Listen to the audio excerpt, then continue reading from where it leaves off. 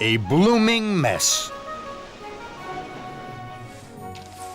It was a special day on the island of Sodor. Knapford Station was going to be decorated. All the engines were very busy and very excited. Sir Topham Hatt was at Tidmouth Sheds. Knapford Station is being decorated. There are lots of jobs to do. Thomas, you must go to the quarry and collect slate for the new roof. Yes, sir. Emily, you must go to Maithwaite Station and collect the flowers for the new window boxes. Flowers? How lovely! I know all about flowers. I know that buttercups are yellow. Emily! And then take them to Knapford Station. Yes, sir.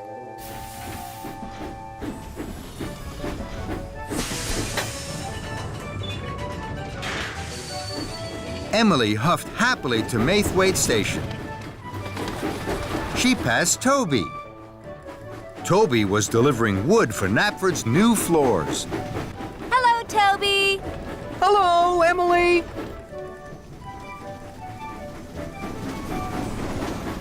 Then Emily passed James.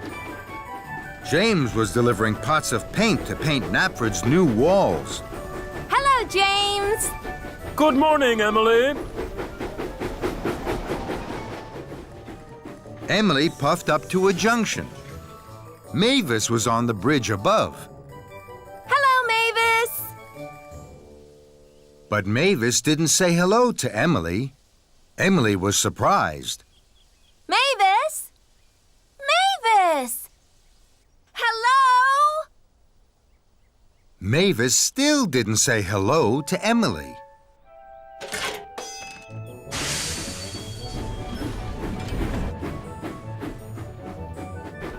Emily wondered what was wrong with Mavis.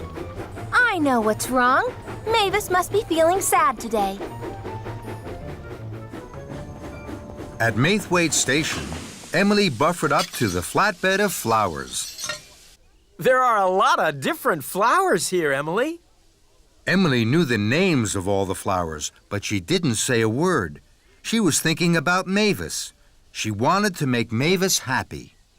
Then, an idea flew into her funnel. I'm sure flowers would make Mavis happy. I have lots of them. I can leave some of them at the quarry for Mavis. So, Emily didn't puff straight to Knapford Station with the flowers. She took the track to the quarry instead. Emily huffed happily into the quarry. She couldn't see Mavis anywhere. I know. I'll decorate the quarry with flowers. That will make Mavis very happy when she comes back. Emily looked for a place to put some flowers. This is the perfect place. Mavis will see the flowers here as soon as she arrives. Emily felt very pleased with herself.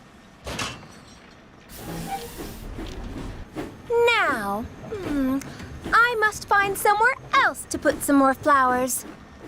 Emily looked around. She didn't see Edward puff into the quarry behind her, but she did hear the loud crash. Fizzling fireboxes! What was that? Edward had crashed straight into the flatbed of flowers and rolled towards the hopper. Edward, look out! Those flowers are going to make Mavis happy. Pardon? Edward was confused. I'm sure flowers by the hopper would make Mavis happy. The hopper's so gray and dusty. Emily felt even more pleased with herself. Now, I must find somewhere else to put some more flowers. Emily looked around. She didn't see Thomas reverse towards the hopper behind her, but she did hear the loud crash. Bubbling boilers! What was that? Cinders and ashes! Bust my buffers!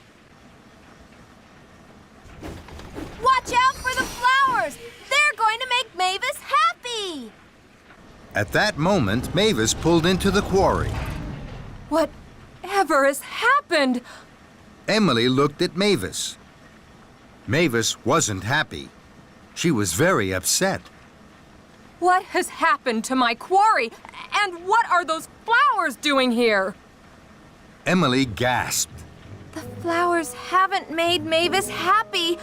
The quarry is in a terrible mess, and it's all my fault.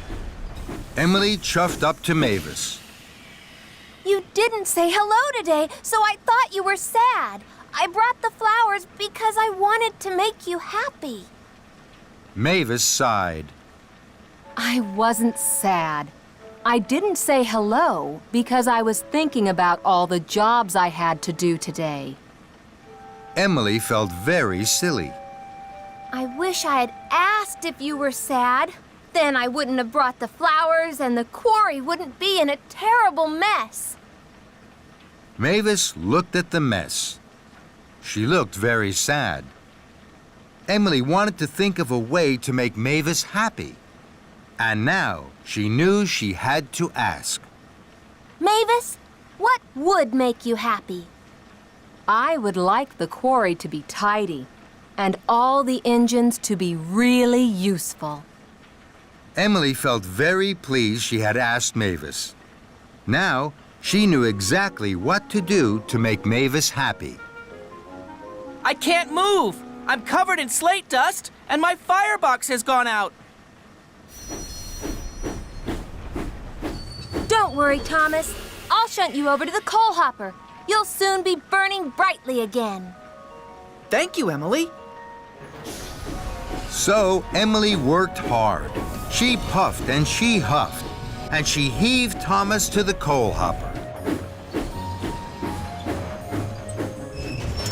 Then she biffed and she bashed the flower beds away from the hopper so that Edward could shunt his freight car to be filled.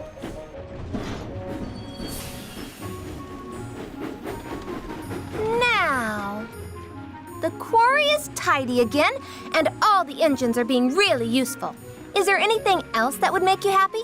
Yes, I want you to deliver the flowers to Knapford Station, where they should be.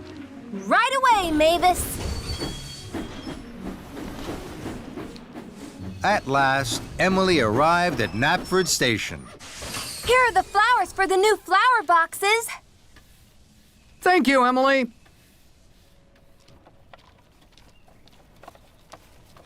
Emily watched as the flowers were unloaded. They looked very pretty. Did you know, Thomas, that those yellow flowers are called buttercups? And those red ones, Edward, are called roses. And those white ones are daisies. Mavis puffed up. She was smiling. My, You're smiling, Mavis. Are you happy?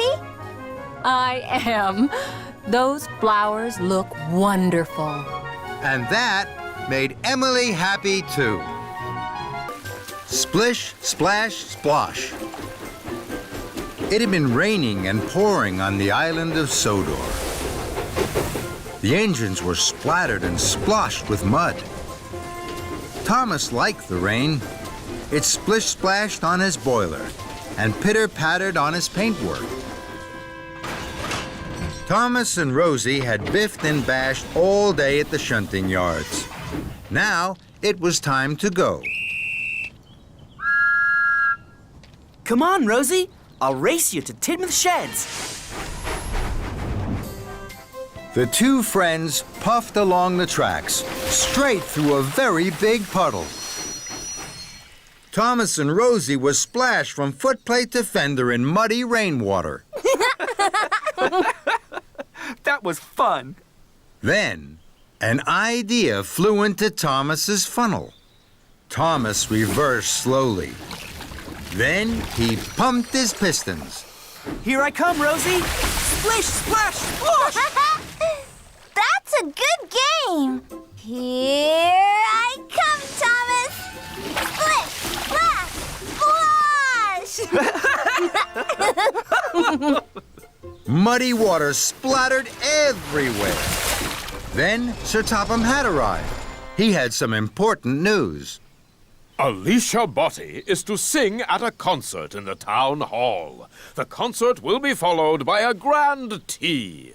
That's exciting. What fun! Thomas, you must go straight to the washdown. Then you are to collect Miss Botti and myself from Druзья station. We will be waiting for you. Yes, sir.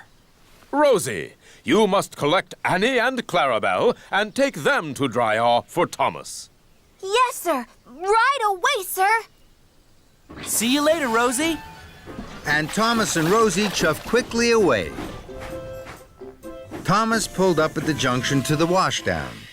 He saw a very big puddle on the other track. Charlie was waiting right by it. He was very muddy. Splashing Rosie was such good fun. I'm sure Charlie would like my game too. And I'm sure I have time for another puddle before the washdown. So, Thomas didn't take the track to the washdown. He took the track through the middle of the very big puddle. Here I come, Charlie! Splish, splash, splosh! Bust my buffers. That's a good game. Thomas huffed happily on. Hooray! This is fun. Now, Thomas wanted to find more puddles. He couldn't wait to play his game with other engines. At the next junction, Thomas waited to chuff left to the washdown. Then, he saw a very big puddle on the right track. Emily was waiting. Emily's muddy already. I'm sure she'd like my game.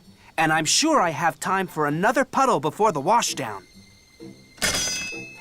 Here I come, Emily! Splish, splash, splosh! Muddy rainwater had splooshed all over Emily. And all over Emily's flower cars. Fizzling fireboxes. I have to take this flour to the bakery to make the cakes for Alicia Botti's tea. Now Thomas has ruined it. Thomas didn't know he had splashed Emily's flower cars. This is fun. Splish, splash, splosh. I'll soon need a wash. And Thomas chuffed on, chuckling. At the next junction, Thomas waited to chuff to the washdown. Then he saw a very big puddle right beside James. James is muddy already. I'm sure he'd like my game. And I'm sure I have time for just one more puddle before the washdown. Here I come, James! Splish, splash, splosh! And Thomas steamed away laughing. Muddy rainwater had splooshed all over James. And all over the ripe strawberries on his flatbed. Blistering boilers! These strawberries were for Alicia Botti's cakes. Now they're ruined. Thomas didn't know he had splashed James's strawberries. This is fun! Splish, splash, splosh! I'll soon need a wash! And Thomas puffed on happily. Thomas chuffed up to the next junction. Now it was getting late. I know there'll be a very big puddle along the track by the river. I'm sure I have time for one last puddle before the washdown. So Thomas took the left track that went along the river. Ahead of him was a very big puddle. My! This is the biggest puddle ever! Here I come! Splish, splash, splosh! Then there was trouble. Muddy water flew high into the air and splooshed down all over Alicia Botti and Sir Topham Hatt. Thomas! Thomas screeched to a stop and reversed slowly. He saw that he had splish, splash, sploshed Alicia Botti and Sir Topham Hatt. Cinders and ashes! Look what you've done to Miss Botti. She's soaked. Also, Thomas, I hear from the dairy manager that you ruined the flour and strawberries for Miss Botti's grand tea. This is a disaster. Thomas felt terrible. He tried to puff forward, but he couldn't. Oh, no. The big puddle had put out his firebox. This game isn't fun anymore. It's all gone wrong. Then, Thomas heard Rosie's whistle. Rosie, please help me. I've Splish, Splash, Sploshed into trouble. Oh, dear, Thomas. Of course I will. Don't worry.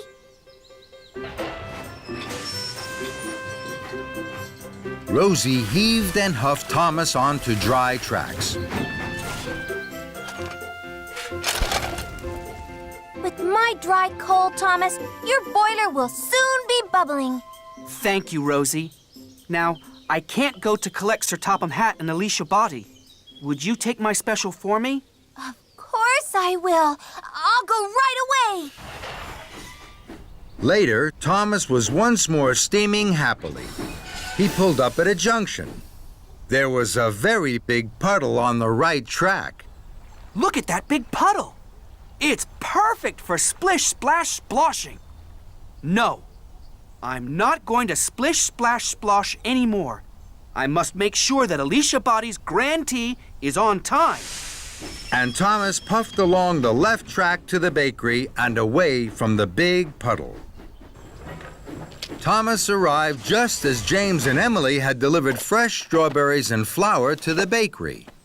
Your silly game means we'll be late for the concert. No, you won't. I'll wait here for the cakes. Then I'll deliver them. You can go to the washdown, then you'll both be clean for the concert. Thank you, Thomas.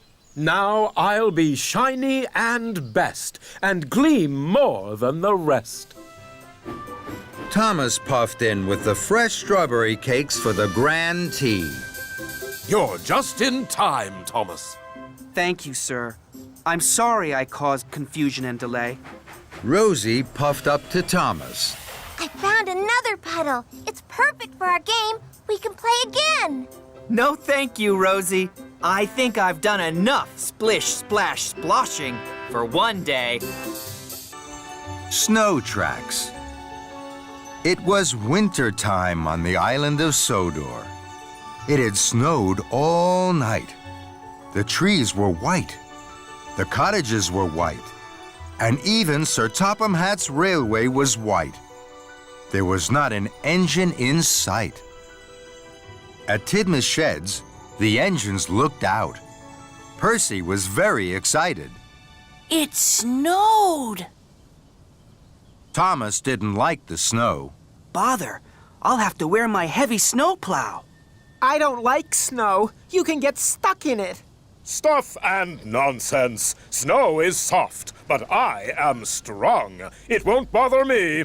Then Sir Topham Hatt arrived. Gordon, you must take some freight cars to Brendam docks. They are needed for an important coal delivery. You are a strong engine, but snow is slippery. Puff the long way round. Yes, sir. Thomas, you must deliver bundles of firewood to the stations. Yes, sir. And then Sir Topham Hatt left. Thomas puffed with pride. That's a very special job. Not as important as mine. I shall go straight to the docks. I shall steam over every hill I come to. Gordon pumped his pistons proudly. Puff the long way round. That means, Gordon, don't go up any hills. Hills are not too steep for me. I am strong. I am the best. And Gordon wheeshed out of Tidmouth's sheds. Gordon huffed and he puffed. His smoke was gray against the snowy white countryside. Soon, Gordon came to a hill. This hill isn't too steep for me. I shall steam over it. So, Gordon thundered up the hill. I am special. I am the best. And he chuffed right to the top. That was easy. But Gordon found going down the other side wasn't so easy. The rails were icy. Gordon's wheels slipped and slid. He went faster and faster. Perishing pistons! Spencer was huffing up the hill. The Duke and Duchess of Boxford were on board. They were having tea. Slow down, Gordon. But Gordon couldn't slow down. Slushy snow sprayed from his wheels. Spencer was covered from footplate to fender. Rattle my rods. I'm as dirty as a ditch. But Gordon didn't hear as he clickety-clacked on the icy tracks. Gordon came to another hill. It was even bigger. This hill isn't too steep for me. I shall steam over it. So Gordon thundered up the hill. I am special. I am the best. But the tracks were icy. The snow was deep, and the hill was very, very steep. Gordon steamed slower and slower. Bust my boiler. This is hard work. Wheel turn by wheel turn, Gordon huffed and puffed to the top of the hill. He felt very pleased. I am the strongest. I am the best. But at the bottom of the hill, there was deep, deep snow. The snow flew up all over Gordon's face. Bubbling boilers. I can't see. Gordon rattled off the main track and into a siding, straight into the back of some slate cars. Gordon was covered in thick gray dust. Oh, the indignity. At least I can see now. And Gordon huffed on towards the docks. The snow was deeper and deeper and deeper. Gordon could hardly huff through it. This is hard work. Now, Gordon was at the bottom of Gordon's Hill. Gordon's Hill was the biggest of all, and it was covered in thick, thick snow. Gordon's Hill isn't too steep for me. I shall steam over it. I am strong. I am the best. But Gordon didn't feel so strong anymore, and he didn't feel the best. Gordon puffed against the snow. Snow is soft, and I am strong. It won't bother me. But the snow wasn't soft. It had become a giant snowball. It grew bigger and bigger.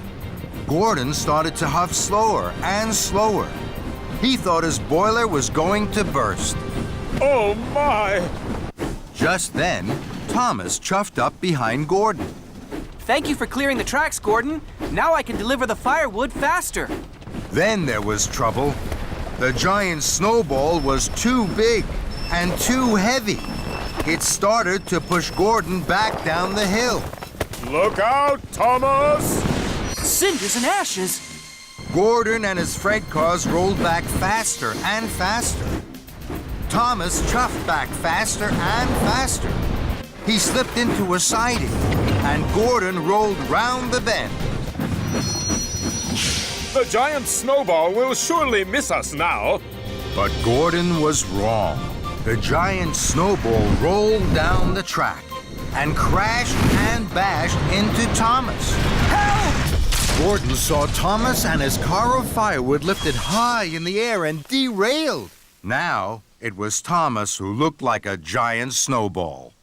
Luckily, no one was hurt. Gordon felt terrible. I'm not strong, and I'm not the best. It's a disaster. Gordon steamed slowly to Thomas. I'm sorry, Thomas. I'll huff my hardest to help you.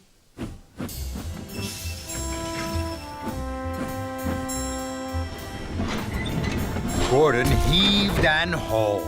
He pushed and puffed, but the snow was too heavy. The snow was too thick. Gordon could not chuff through it to help his friend. I'm not strong enough, Thomas. I'll find Rocky. He's stronger than me. Gordon found Rocky at Brendam Docks. Hello, Thomas. I'll have you back on the tracks in no time. Soon, Thomas was no longer a snowball.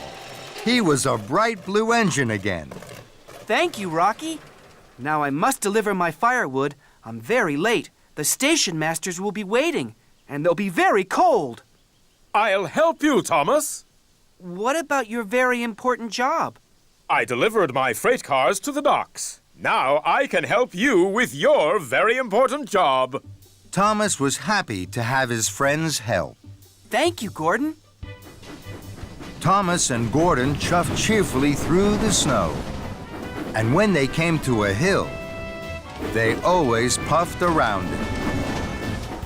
Together, Thomas and Gordon delivered the firewood to all the stations. The station masters were very pleased to see them. At last, Gordon and Thomas puffed home to Tidma's sheds. They were tired, but they were happy to have been really useful. Gordon wished grandly. I have something very important to say. No engine is special, and every engine is best. Thomas and his friends whistled. Hiro Helps Out. The engines on the island of Sodor like to be busy. They heave and haul. They huff and puff. And most of all, they like to please Sir Topham Hatt. One morning, Hiro chuffed into Knapford Station. There was hustle and bustle, noise and steam. It was another busy day at Knapford. Then Sir Topham Hatt hurried onto the platform without his hat. Hiro gasped. Sir, good morning, sir. I hope the day finds you well, sir. The day finds me with much too much to do, Hiro. That's how the day finds me. I can see, sir.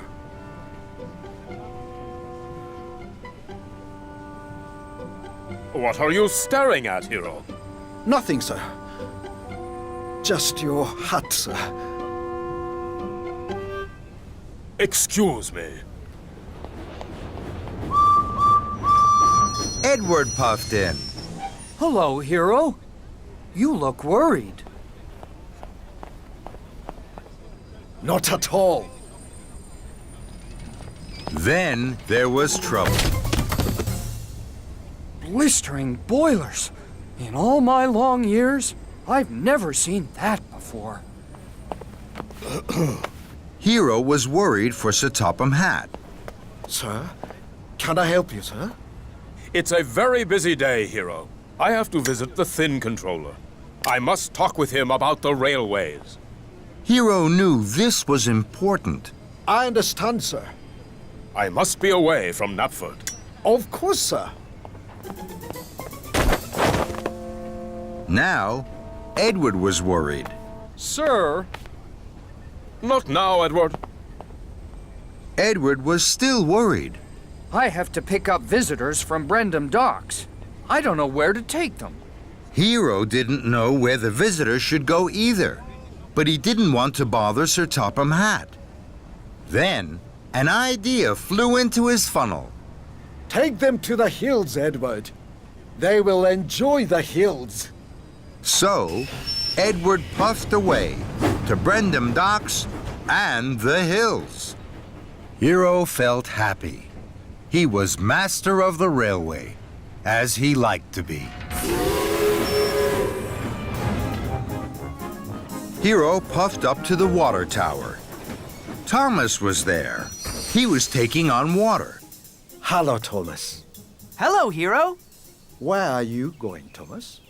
To Knapford. I must ask Sir Topham Hatt where to take these crates of benches and tables.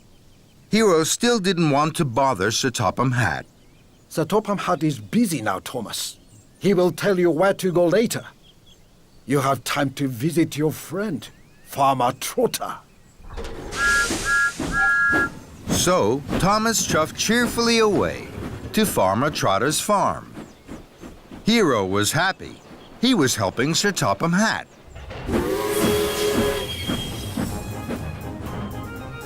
Hiro steamed up to a junction. Percy was there. He had a flatbed full of quacking ducks. Hello, Percy. How are you? Percy was worried. Hello, Hiro. These ducks are very noisy. They want to go swimming. I have to find Sir Topham Hatt. He will tell me where I must take them for a swim. Hiro still didn't want to bother Sir Topham Hatt. Sir Topham Hatt is very busy, Percy. Perhaps you could puff to the Finland. The ducks will be happy there. Thank you, Hiro. Hiro was happy. Helping Sir Topham Hatt was the best job he had ever had.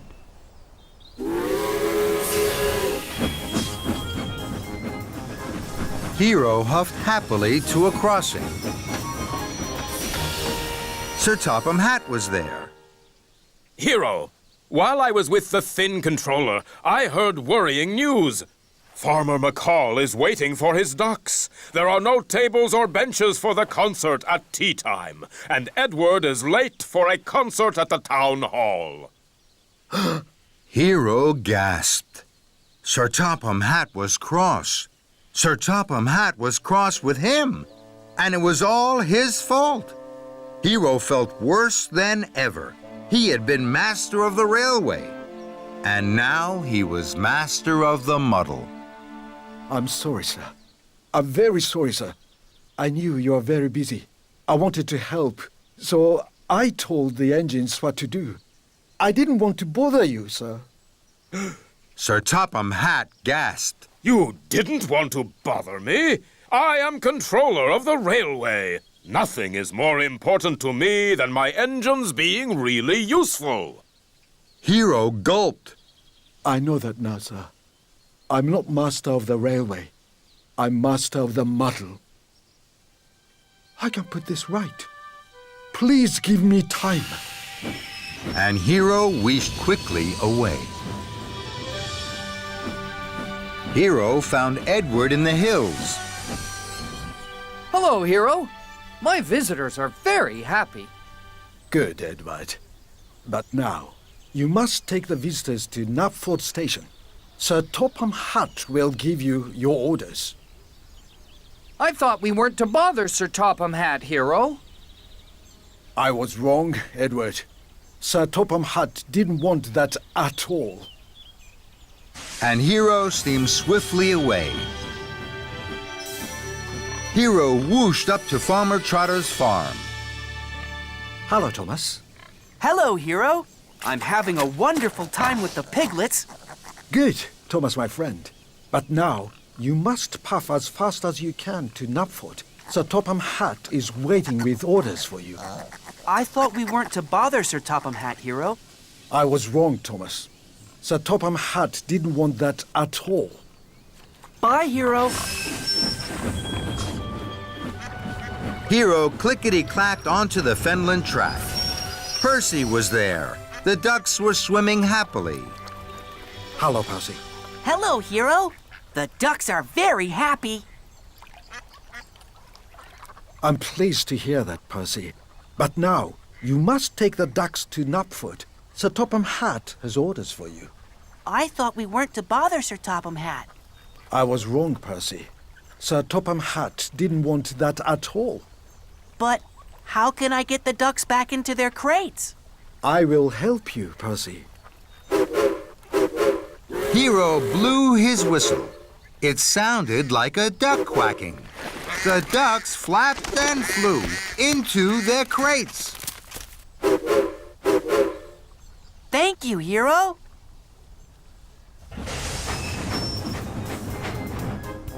Later, Sir Topham Hatt had given his orders to the engines.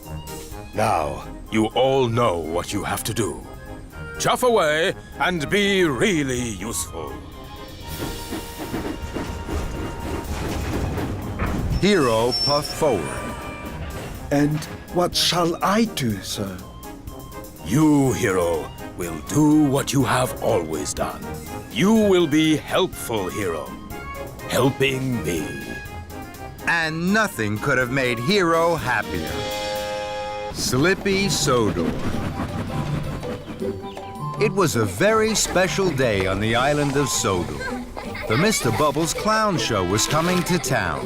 Mr. Bubbles was famous. He could blow the biggest bubbles ever seen. All the engines were happy and excited, except for Thomas. He had a cracked funnel and had to puff to the steamworks for repairs. At the steamworks, everything was huffing and puffing and steaming and wheeshing, everything except Thomas. He waited sadly on the turntable for Victor to arrive. Thomas didn't like it when he needed repairs. It meant waiting inside and not having fun out on his branch line. Don't look so miserable, Thomas. We'll find you a nice spare funnel and have you out and about in no time. Kevin, let's see what we have for our good friend Thomas. Yes, boss. Coming right up. Sorry, boss. It was a slip of the hook. Oh, Kevin. Well, that won't do at all, my friend. This funnel is much too small. Kevin, let's try something a little larger. Yes, boss. Right away, boss. Suffering Sodor, Kevin. What are you doing? Sorry, boss. It was a slip of the hook. Yes, we know, Kevin. We know. Try this one for size, Thomas. No, no, no, no. This one is too large. We only have one more spare funnel, boss. I'll be back in 2 toots of a whistle. Let's hope it's a good fit, my friend, or you'll be here for quite a while. Here it is, Thomas. Oops. Sorry, Thomas. It was a slip of the hook. I know, Kevin. I know. Magnificent. A perfect fit. This funnel makes me feel silly. Not at all, my friend. It's splendid. It will help you puff very well until your old funnel is fixed. Now chuff along. I hear that Mr. Bubbles has a very special for you at Brendam Docks. Thomas chuffed into Brendam. He was very unhappy. Mr. Bubbles was waiting. He was very happy to see Thomas. Hello, Thomas. Mr. Bubbles has a very important job for you, Thomas. This is my very special bubble liquid. It makes the biggest bubbles you have ever seen. I need it for my show this afternoon. Please take it to Knapford Station. So Thomas backed up slowly and carefully to the flatbed and was coupled up. Now you mustn't spill any of the liquid, Thomas. Puff slowly and carefully. Yes, sir. We'll meet you at Knapford. Then James chuffed up. Hello, Thomas. That's a funny funnel. Thomas didn't want a funny funnel. He wanted his old funnel back. And he didn't like James laughing at his funny funnel. So Thomas pumped his pistons and raced away as quickly as he could.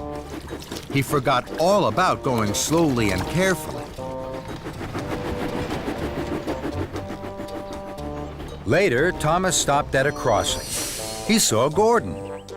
Hello, Thomas. Oh, that's a funny funnel. Thomas didn't want a funny funnel. He wanted his old funnel back.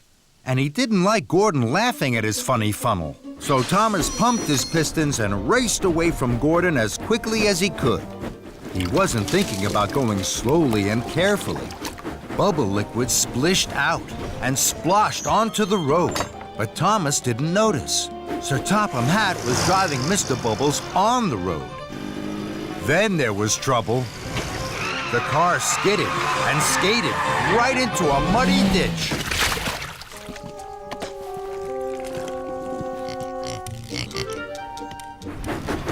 Thomas raced on. He stopped at a signal and saw Henry in a siding. Hello, Thomas. Oh, that's a funny funnel. Thomas didn't want a funny funnel. He wanted his old funnel back. And he didn't like Henry laughing at his funny funnel. So Thomas pumped his pistons and raced away from Henry as quickly as he could. He still wasn't thinking about going slowly and carefully. Sir Topham Hatt and Mr. Bubbles drove toward a bridge. Slow down, Thomas. You're spilling my bubble liquid. But Thomas didn't hear them. More bubble liquid splished out and sploshed onto the road. Sir Topham Hatt's car skidded and skated right into a haystack.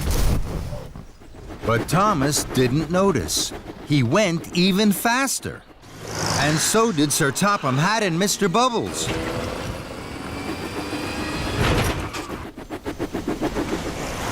Thomas didn't see them, but he did see a red signal. Thomas put on his brakes. More bubble liquid splished out and sploshed onto the road. Sir Topham Hatt's car skidded and skated right into a pond.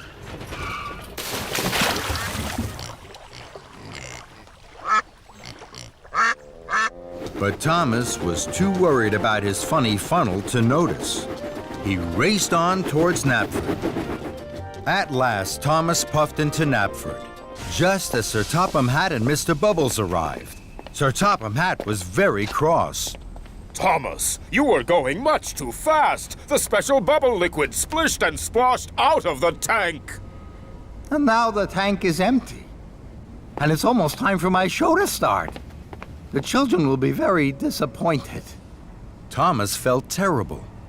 I'm sorry, sir. The only special bubble liquid left is at Brendam Docks. Now, there isn't time to pick it up before the show. Yes, there is. I'm sure I can puff to Brendam and back in time for your show. Very well, Thomas. But this time, you must be careful. Yes, sir. Thank you, sir. And Thomas chuffed quickly away. Soon, Thomas arrived back at Brendam Docks. A new tank of bubble liquid was loaded onto his flatbed, and Thomas puffed carefully away. Thomas saw Edward at a crossing. Hello, Thomas. That's a funny funnel. Thomas didn't like Edward laughing at his funny funnel. But this time, Thomas didn't pump his pistons and race away from Edward as quickly as he could. He chuffed carefully on to Knapford. Then, Thomas puffed past some children. The children saw his funny funnel. They were excited. They thought Thomas was going to be part of Mr. Bubbles' show. Thomas was surprised. He gave the children an extra loud toot. The children laughed even more. Thomas liked to see the children laughing. They're laughing at my funny funnel. It makes them happy. And that made Thomas happy. Thomas steamed back into Knapford. The children cheered. Well done, Thomas. You haven't spilled one drop of my special bubble liquid. And you're just in time for my show. Later, the children clapped and cheered at the Mr. Bubbles Clown Show. They had never seen such big bubbles. Then the children spotted that Thomas's funny funnel looked just like Mr. Bubbles' hat. Thank you, Thomas. The funniest engine on Sodor. Soon, everyone was laughing, and Thomas most of all. Playtime. All the engines on the island of Sodor are very happy. They are all pleased to work on Sir Topham Hatt's railway. There is always something new and exciting to look forward to. Like the day the famous singer Alicia Botti came to give a concert at the town hall. Thomas met Percy at the washdown. His boiler bubbled with pride. Hello, Percy. I have a very special. I must meet Alicia Botti at the docks. Then I have to take her straight to the town hall for a grand concert. That's exciting. I have news too. Someone else is arriving at the docks. Thomas was puzzled. Charlie, the new engine. Thomas hadn't heard about Charlie. What's so special about Charlie? He's the favorite engine of the mainland controller. Everyone says he is the most fun engine ever. Even more fun than you, Thomas. Percy chuffed cheerfully away. Bumpers and buffers. I don't think any engine is more fun than me. And Thomas puffed off to the docks, his wheels whirring with worry. Thomas collected Alicia Botti at the docks. Miss Botti looked very grand. I'm pleased to be traveling with you, Thomas. Thomas's pistons popped with pride. Then he saw Charlie. Charlie's smaller than me, and he certainly doesn't look more fun than me. Hello, are you Thomas? Yes, I am. I'm Charlie. I've heard a lot about you. You have? The engines on the mainland say you're even more fun than me. Thomas was surprised. Then Sir Topham had arrived. Thomas, Charlie has a busy first day. Edward has broken down. Charlie must pick up Edward's freight cars of seats from the steamworks. Then he has to collect ice cream from the dairy and red carpet from Knapford Station. If Charlie needs help, I'm sure you will look after him. Yes, sir. Yippee! Want to come with me? Why? It'll be fun. Sorry, I'm busy. I heard you were a fun engine. Maybe you're not fun at all. Thomas didn't like being told he was no fun at all. I'll come with you to the steamworks, and then I'll take Miss Body to the town hall. I'm sure I have plenty of time. So Thomas steamed slowly towards the steamworks, and Charlie followed behind. Thomas chuffed carefully to a junction. Miss Botty smiled sweetly from her passenger car. Charlie pulled alongside. This isn't fun. I'll show you fun. Yippee! Thomas couldn't let Charlie be more fun than him. He pumped his pistons, bubbled his boiler, and fizzed his firebox. The race was on. Thomas and Charlie roared and raced. Their funnels were fiery. They were soon red-faced. Alicia Botty could not believe her eyes. My goodness me, this is a surprise. I thought Thomas was steady and slow. What thrills and what fun on the way to my show! The engines were laughing. The race was such fun. You're quick and you're speedy, but I'm number one. With a whoosh and a wheesh, the two engines pulled into the steamworks. Steady, boys. Who is your friend, Thomas? Charlie. He's new. I'm fun. And I'm Alicia Botti. Miss Botty, it is an honor to have you visit our steamworks. Kevin. Sorry, boss. And while Charlie was coupled up to Edward's flatbed, Miss Botty sang to the steamworks.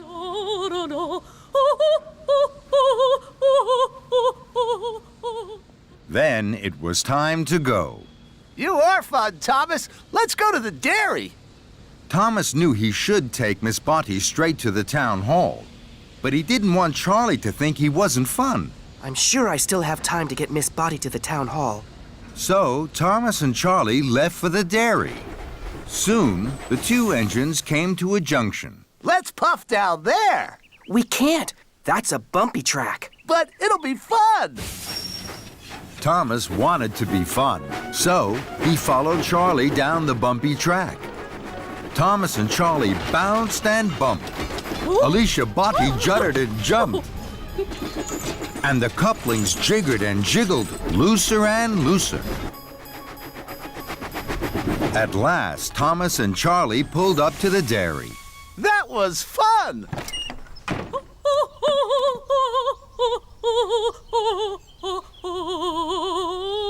And this is even more fun. We must go, Miss Body. You mustn't be late for the concert. Bye-bye! If you were a really fun engine, you would race me to Knapford. Thomas knew he was late, but he wanted to be really fun. Just one last race, Charlie. Thomas and Charlie thundered and roared. Thomas thought he had never puffed so fast. I'm first. Let's race again. Then Gordon whooshed past. He was huffing grandly. He was taking Sir Topham Hatt to the town hall. Thomas gasped. I'm late. I must whoosh like the wind to the town hall. Thomas pumped his pistons, and he chuffed away quickly in a cloud of steam. I mustn't be late. I mustn't be late. Then there was trouble. Thomas didn't know that his couplings had unhooked. Thomas raced on to the town hall, alone. Thomas steamed to a stop. His cheeks were redder than James's shiny coat. Here I am, sir. Sir Topham Hatt looked hard at Thomas. Here you are, Thomas. But where are Annie and Clarabelle? And where is Miss Botty? Thomas felt terrible. He had been having fun when he should have been really useful. I'm sorry, sir. I've lost them. Sir Topham Hatt boomed. Then you had better go and find them. Thomas puffed to a junction. He had looked for Annie and Clarabelle, but he couldn't find them anywhere. Then Charlie chuffed up.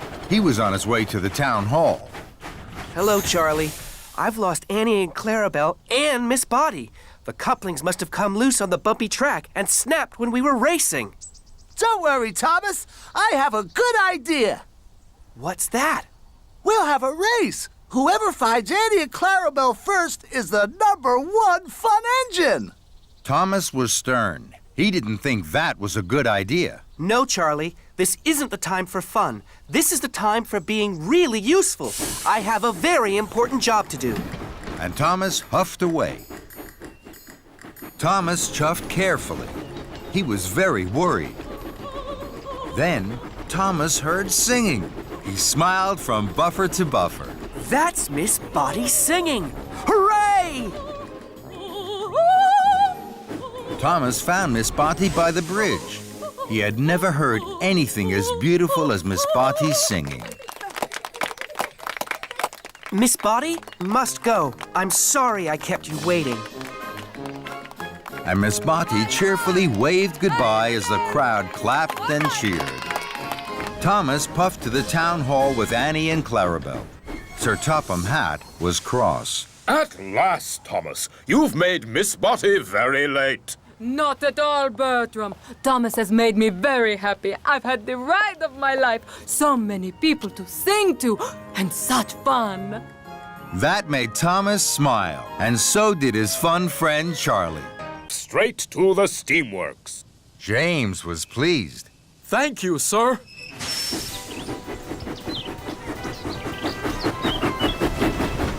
I will be the smartest engine on the whole island. James whistled with pride. James puffed proudly into the steamworks. Workmen were waiting. First, they took off James's old coat of red paint. Then they applied a special pink paint. The pink paint was to go under the new red coat. It was to keep the water out. Soon, James was covered from fender to firebox in bright pink paint. Just then, Sir Topham Hatt arrived. My granddaughter is having her birthday party today. Emily was to pick her up at Maithwaite Station, but she has broken down. The other engines are busy. You must collect the children and take them to the party. But, sir, I'm not ready. You're quite ready enough, James. Leave right away. The party starts at tea time. You mustn't be late. Sir Topham Hatt left. James was upset. Oh, no. Pink is a silly color. I don't want anyone to see me looking silly. James puffed up to a junction. Emily was there. She was waiting for the workmen. Cinders and ashes! You're bright pink, James. Emily laughed and laughed. Oh, no. Everyone is going to laugh at me because I'm pink.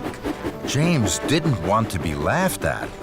Then an idea flew into his funnel. If I see any other engines on the way to the children, I'll hide.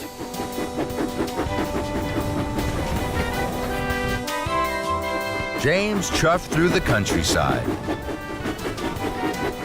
Ahead, he could see Toby puffing along the track. I don't want Toby to see my pink paint. He'll think I'm silly. I'll hide under this tree until he's gone. So, James chuffed under the branches of a willow tree. Toby puffed slowly towards him. James kept as quiet as he could so that Toby wouldn't hear him. Suddenly, James heard a whistle he knew well. It was Gordon. Clickety-clack, express on the track! With a wheesh and a whoosh and a whistling wind, Gordon thundered down the express line. The branches of the tree blew up in the air. There was James in his bright pink paint. Toby stopped. He was surprised. Fizzling fireboxes, James? You're a big pink engine. James felt very silly. He didn't like being laughed at. So he steamed swiftly away. James puffed on towards Maithwaite. I mustn't be late for the children. Then James saw Diesel. Oh no, it's Diesel. He's sure to laugh. I have to hide quickly. James saw some freight cars. They were piled high with coal. James puffed into the siding and hid behind the freight cars. This is a good hiding place. Then Diesel oiled into the siding. Fizzling fenders. Diesel had to shunt the coal cars. Diesel shunted away the cars that James was hiding behind. So James puffed to the next cars. Then Diesel shunted those away as well. Quickly, James rolled behind the last two freight cars. Then Diesel shunted them away. Oh no. Diesel was surprised. What are you doing, James? You're a big pig steamy. James felt terrible. Being laughed at by Diesel was worst of all. So James chuffed quickly away. James knew he was getting late. He had to pick up the children before tea time. I will take a shortcut through this tunnel. That way, I'm sure to chuff to Maithwaite on time. James puffed out of the tunnel. Then he heard a whistle.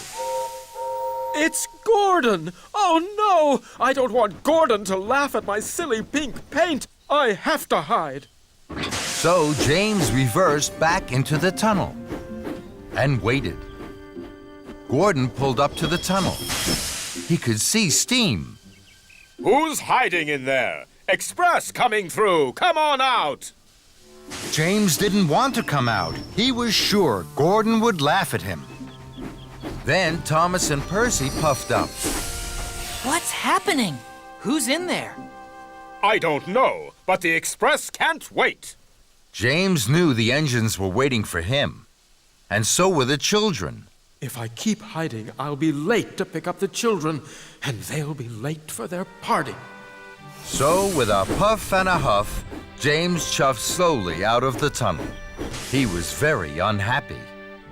James, you're all pink. What a funny color. I'd hide too if I was bright pink. James felt terrible. All the engines were laughing, but James knew what he had to do. I feel very silly, but I can't let the children down. James hurried to Maithwaite as fast as his pistons could pump. James saw Spencer at a junction. Spencer thought James looked very silly. Oh dear, James. Bright pink really isn't your color. James didn't like this, but this time, even though he felt silly, he didn't hide. I mustn't be late for the children.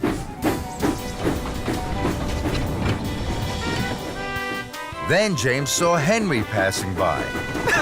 My word, you do look pink. But James didn't hide. He felt silly, but he didn't stop. Must collect the children. Must collect the children. James puffed towards Maithwaite. He could see the children waiting. I'm sure the children will laugh too. They will think I look very silly. And he steamed sadly on to the station. James pulled into Maithwaite. Sir Topham Hatt's granddaughter didn't laugh. And she didn't think James looked silly at all. She smiled. She was very excited and very happy. James, you're a pink engine. Pink is my favorite color. James couldn't believe it. Do you really like pink?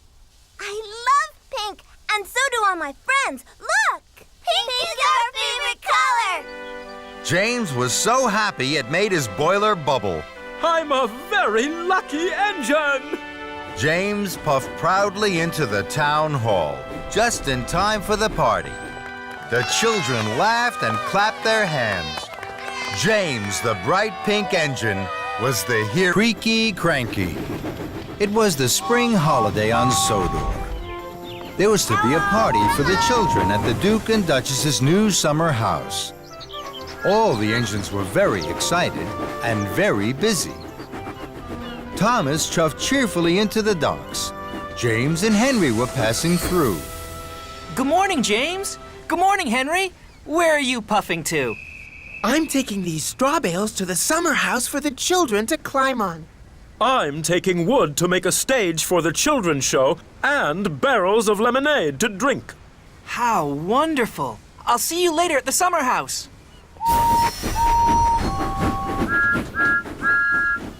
Good morning, Cranky. What's good about it? It's the Duke and Duchess's party day. Party smarty. I don't go to parties.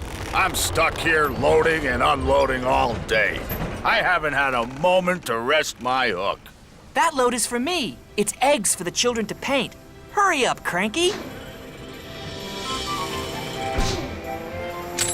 You're creaky, Cranky.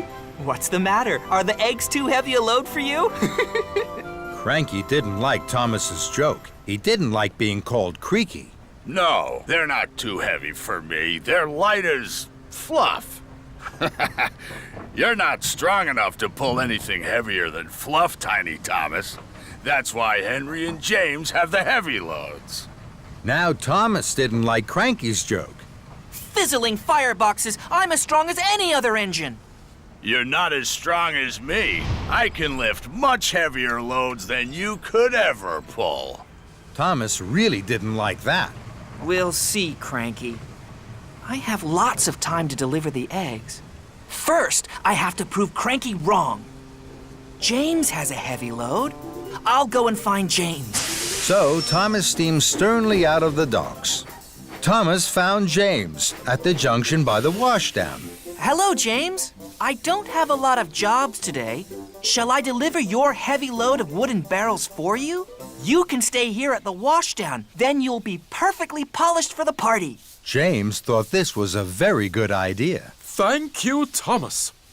So James was uncoupled from the heavy flatbed of wood, and Thomas was coupled up. The flatbed was heavy. Huffing and puffing, Thomas set off for the docks. Thomas chuffed back into the docks. You again. What are you doing with that wood? This flatbed is very heavy. I'm sure you can't lift it. Cranky looked at the flatbed of wood and barrels. I'm sure I can. Cranky's hook swung low over the wood. Thomas watched and waited. With a creak and a crank, and a crank and a creak, Cranky raised the flatbed into the air. Thomas's boiler buzzed. Told you so. You're still creaky, Cranky. And you're still Tiny Thomas. That made Thomas very cross. I will prove Cranky wrong and still have time to deliver the eggs. I'm sure Henry had an even heavier load. I'll go and find Henry. So Thomas steamed stormily away. Thomas found Henry waiting by the coal hopper for his special coal. Hello, Henry. I don't have a lot of jobs today. Shall I deliver your heavy load of straw bales for you? Then you can wait here for your special coal. Henry thought this was a very good idea. Thank you, Thomas. So, Henry was uncoupled from the heavy flatbed of straw bales, and Thomas was coupled up. The flatbed was very heavy. Huffing and puffing, Thomas set off once more for the docks. Soon, Thomas puffed back into the docks. You again. Now, what are you doing with those straw bales? This flatbed is very, very heavy. I'm sure you can't lift this. Cranky looked at the flatbed of straw bales. I'm sure I can. Cranky's hook swung low over the straw. Thomas watched and waited. With a creak and a crank, and a crank and a creak, Cranky raised the flatbed of straw into the air. Thomas's funnel fizzed. Told you so. You're still Creaky Cranky. And you're still Tiny Thomas. That made Thomas even crosser. More than ever, Thomas wanted to prove Creaky Cranky wrong. He had to find the heaviest thing he could. Then, an idea flew into his funnel. Lift me, Cranky. Cranky looked at Thomas. He couldn't let Thomas win. Cranky's hook swung low over Thomas. Thomas hardly dared puff. With a creak and a crank, and a crank and a creak, and very, very slowly, Cranky raised Thomas high into the air. Bubbling boilers! Creaky Cranky is lifting me! Then there was trouble. Cranky creaked louder than ever. His crane arm stuttered and juddered. It creaked and it croaked. Then it cracked. Oh, no. Cranky's crane arm had broken, and it was all Thomas's fault. Thomas was stuck high in the sky and blowing in the breeze. Then Sir Topham had arrived. Thomas, what are you doing up there? I'm sorry, sir. I was... You are causing confusion and delay. The Duke and Duchess have no wood, straw bales, or eggs. Now I see you have them all here. Cranky is broken, and you, Thomas, think it's a good time to try being a bird. The Duke and Duchess are waiting. Thomas felt very silly. Then Sir Topham Hatt looked at Cranky. And you're as silly as Thomas. Cranky crumpled. The shame to be as silly as a steamy. Soon, a workman had climbed up Cranky.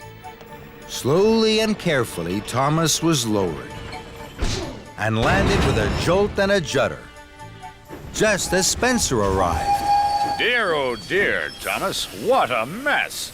Little engines can get into very big trouble. Thomas felt even sillier in front of Spencer, but he knew now that being strong was only good if you were also really useful. And he had to be really useful. Spencer, I need your help. You're very strong and can pull much heavier loads than me. Will you take the wood, the straw bales, and the eggs to the summer house for me, please? It's my fault that Cranky is broken. I must put everything right as quickly as I can. Very well. Thank you. I'm sorry, Cranky. I know you're strong, stronger than me. I'll be back soon with the right parts to fix you. Then Thomas pumped his pistons and puffed out of the docks.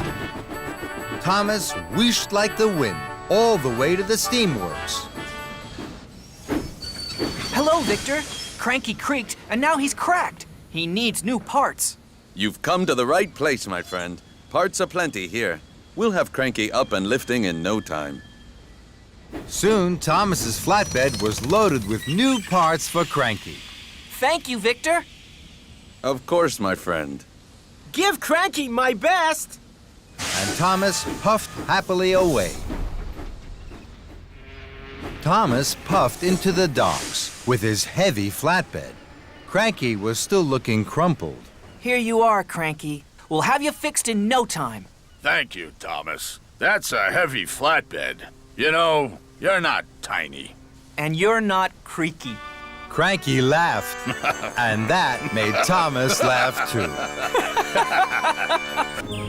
Time for a story.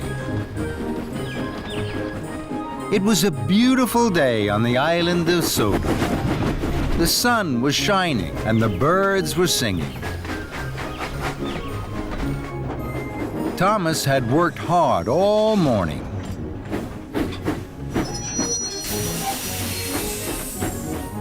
He tooted happily to the children as he chuffed back to Tidmouth Chase. Sir Topham Hatt was waiting. He had an important special. This afternoon, there is to be a special story time for the children at the library. I need an engine to collect the new storybooks from Maithwaite Station and take them to the library. Thomas wished his hardest that he would be given the special. Listening to stories with the children was his favorite thing to do. Thomas, you will deliver the special. Make sure the books are at the library on time. Thomas was excited. Yes, sir. And Thomas chuffed cheerfully away. Thomas puffed fast along the tracks. I mustn't be late for story time. I'll chuff and I'll puff to be there on time.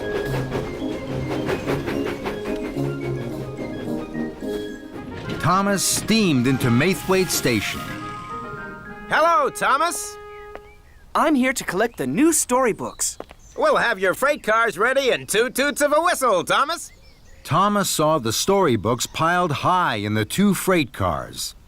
There were red books, green books, and blue books. There were big books, small books, square books, and even round books. They look wonderful.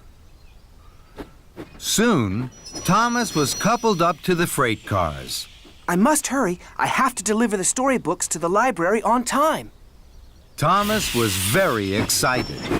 He pumped his pistons and puffed quickly out of the station. Thomas didn't wait for the books to be covered. Thomas steamed quickly along the track. I mustn't be late for story time. I'll chuff and I'll puff to be there on time. The books began to jiggle and joggle, but Thomas didn't notice. Thomas puffed fast towards the junction. He could see the signal ahead was red. I don't want to stop. The children are waiting for their special story time. Then an idea flew into his funnel. I can take the branch line.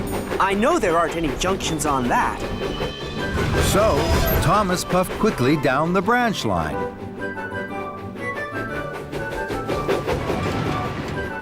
Thomas felt very pleased. He chuffed faster and faster, and the books jiggled and joggled more and more. But Thomas didn't notice. I mustn't be late for story time. I'll chuff and I'll puff to be there on time. Thomas raced round a bend. Ahead, there was a sign for works on the track. Oh, bother!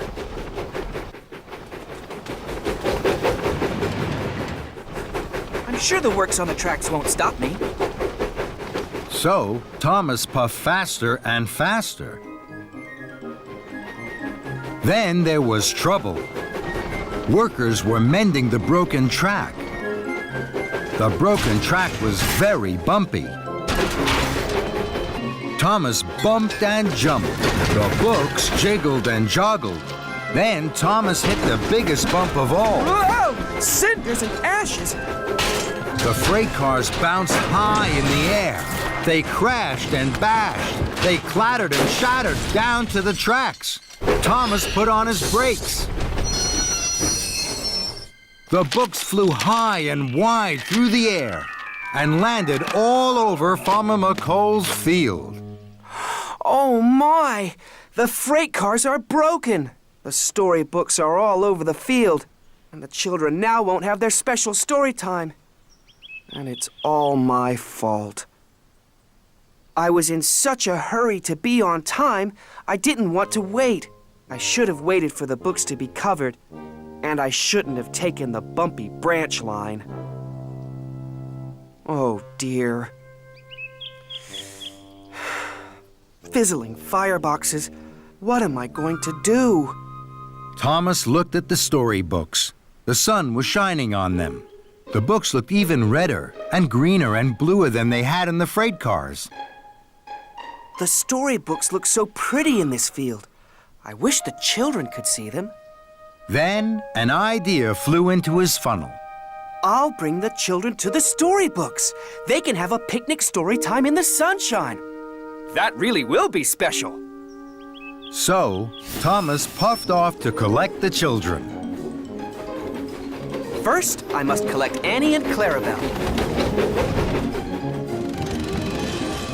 Victor and Kevin were busy at work as Thomas chuffed into the Sodor steamworks. Hello, Victor. I'm here to collect Annie and Clarabelle. I'm going to take the children to a special picnic story time in the sunshine. That's a wonderful idea, my friend. The children will like that. They always have their best time with you, Thomas. Thomas was pleased Victor and Kevin liked his idea. Later, Thomas huffed happily out of the steamworks with Annie and Clarabelle. Thomas puffed proudly up to the library at the town hall. The children were waiting. They were very surprised to see Annie and Clarabelle instead of cars of storybooks. Today, I'm taking you to an extra special story time. It's a picnic story time in the sunshine. All aboard! The children had never had a picnic story time. They thought it was a wonderful idea. Thomas blew his whistle and chuffed cheerfully away. Thomas puffed towards the junction. This time, Thomas waited.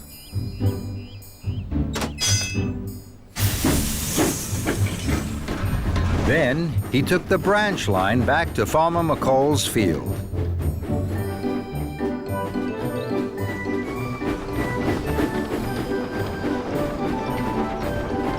Thomas chuffed slowly and carefully up to Farmer McCall's field. Here we are, the Picnic Story Time Special. The children cheered. They could see all the different colored books in the field. They were very excited. This was the best story time ever. Thomas watched as the children ran onto the field. They each picked up a book, and their teacher began to read with them. This is a story, children, all about a little boy. A little boy who didn't like waiting. He didn't like waiting because he thought he'd miss out on all the good things. But then he found out that good things are worth waiting for. As the story began, Thomas looked at all the happy children. He smiled his biggest smile. The children's picnic story time really is worth waiting for. Buzzy Bees. It was a fine summer morning on the island of Sodor. The sun was shining, the birds sang. The flowers bloomed, and Thomas clickety-clacked along the track to Brendam Docks. Thomas's good friend Hiro was unloading at Brendam Docks.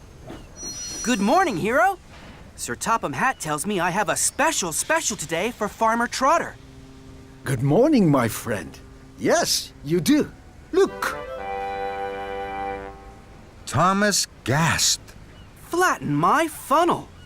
They look like small white wooden houses. Who lives in them? Bees, my good friend. Lots and lots of bees. Their houses are called hives.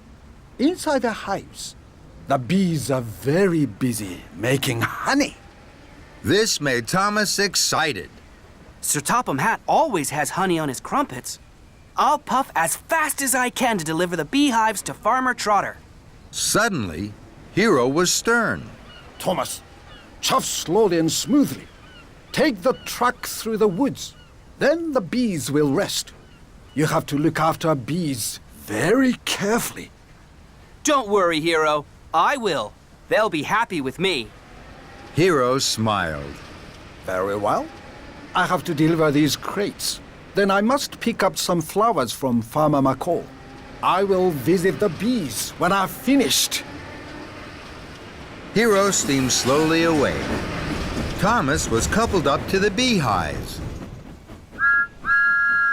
Off we go, bees. Thomas puffed proudly to a junction. Ahead, he saw the track through the woods.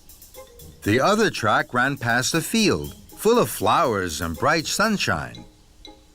The field with flowers is much prettier than the woods. I'm sure the bees would like that better.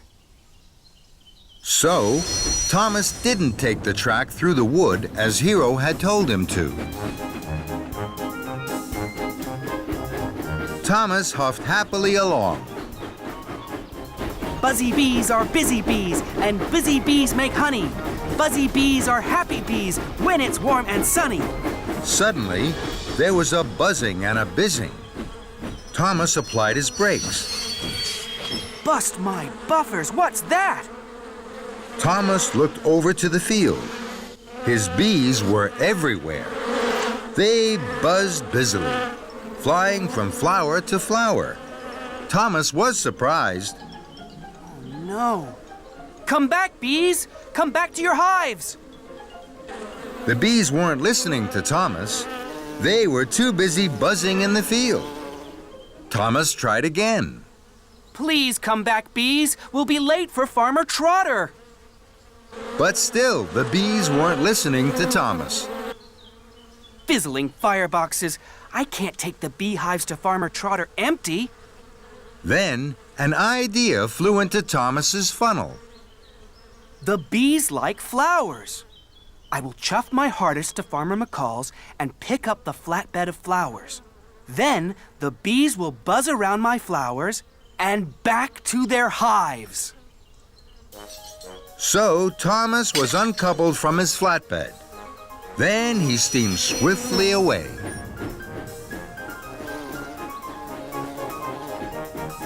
Thomas arrived at Farmer McCall's farm. He saw the flatbed of flowers.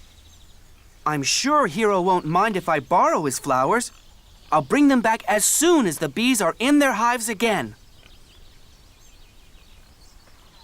And Thomas huffed happily back to the field. The bees were still buzzing busily from flower to flower in the field. Then they saw Thomas's flowery flatbed. The buzzy bees left the field and buzzed all around Thomas. They flew into his funnel. They buzzed his boiler and whizzed his wheels. Trembling tracks! This flatbed of flowers wasn't a good idea. Go away, bees, please! Buzz into your hives and make honey. But the bees weren't listening to Thomas. They were too busy buzzing. I must race like the wind. Then maybe the bees will be blown off my buffers and fly back to their hives. So Thomas pumped his pistons and raced away. But the bees didn't mind the wind on their wings. They flew round Thomas like a buzzing cloud. Thomas chuffed and puffed to a siding. Very well, bees. If you won't leave me, I will leave you. Thomas was uncoupled from his flatbed of flowers, and he clickety-clacked away down the track. Now the buzzy bees won't bother me. They're too busy making honey for Sir Topham Hatt's tea. Thomas chuffed to a junction. Hiro was there. Thomas was surprised to see his friend. Hello, Hiro. You look puzzled. I am Thomas. Farmer McCall's flowers have disappeared, and you have still not delivered the bees to Farmer Trotter. He's waiting and worried. Thomas looked at his wise friend Hiro. He hadn't looked after the bees. He hadn't looked after their hives, and he hadn't taken the woodland track. But he had taken Hiro's flowers. Hiro, I have been very silly. I've been everything you told me not to be. But now, I will do everything you told me to do. Please wait for me here. I will bring you back your flowers. Thomas's wheels started to whir, and his boiler started to bubble. Thomas had a lot to do. Thomas puffed back to the flatbed of flowers. The bees were still buzzing, but Thomas didn't mind. Follow me, bees. I'll take you back to your hives. And Thomas wheeshed away to the flatbed of beehives. Farmer Trotter is waiting for you, bees. You will like living on his farm.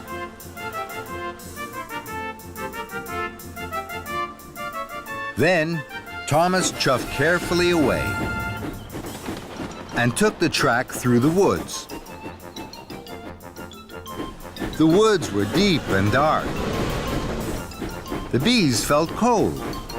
It's time to go home, all you busy bees. It's time to make honey in the shade of the trees. And the busy bees buzzed into their hives. Farmer Trotter was waiting for Thomas. He was very pleased to see his new beehives. Thank you, Thomas. But why have you brought me all those flowers? They're not for you, Farmer Trotter.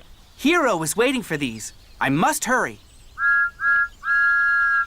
Thomas pumped his pistons and puffed down the track. Hiro was waiting for Thomas. So, my good friend, here are my flowers. I'm sorry, Hiro. You will be late, I know. But from these flowers, Farmer Trotter will have the best honey on Sodor.